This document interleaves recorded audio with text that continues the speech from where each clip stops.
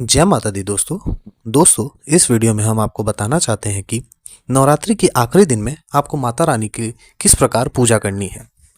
तो दोस्तों इस वीडियो में हम 6 से 7 पॉइंट ऐसे बताएंगे जो बहुत ही महत्वपूर्ण है और आपको पूजा करते समय ये ध्यान देने की आवश्यकता है। सबसे पहली बात, आपको स्नान आदि करके माता रानी के भोग की तैयारी करनी है।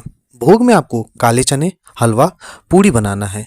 और ध्यान रखिए, अगर आपके पास घी उपलब्ध है तो आप इस प्रसाद को घी में बनाएं, और अगर घी नहीं है तो आप इसे मूंगफली के तेल में भी बना सकते हैं।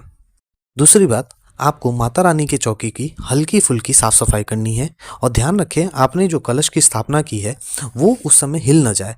तीसरी बात, अब आपको माता रानी को साथ ही में गणेश जी को भी कलावा, चंदन और अक्षत समर्पण करना है। अगर आप रोज कलावा समर्पण करते हैं तो ध्यान रखें पुराना कलावा जरूर हटाएं और फिर नया समर्पण करें। चौथी बात, अब बात करते हैं माता रानी को कौन सा पुष्प चढ़ाना है। खासकर ध्यान रखें कि अगर आपने इतने दिनों में नहीं चढ़ाया है तो कोशिश करें कि इस बार आपको देवी फूल, जिसे हम गुड़हल का फूल भी कहते हैं, तो ये अगर आपको मिल सके तो आप जरूर चढ़ाएं, क्योंकि ये माता रानी का सबसे प्रिय फूल माना जाता है। अन्यथा अगर आपको नहीं मिलता है तो आप गेंदे का फूल भी समर्पित कर सकते हैं, उसमें कोई दो राय नहीं है।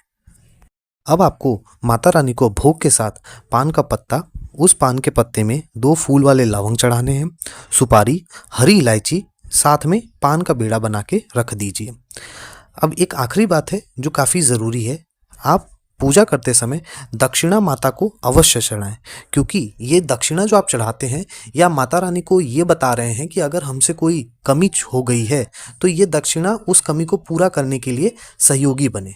अब सबसे महत्वपूर्ण बात, जब आप हवन करने बैठें तो आपने जो भी माता रानी को प्रसाद चढ़ाया है उनमें से हवन में थोड़ा थोड़ा करके हर चीज़ चढ़ा दे, चाहे वो पूड़ी हो, हलवा हो। खासकर ये ध्यान रखिएगा कि अगर आपने चने में नमक मिलाया है तो उसे हवन में समर्पित ना करें। अगर आपने चने में नमक नहीं मिलाया है तो ही चने का समर्पण हवन में करें।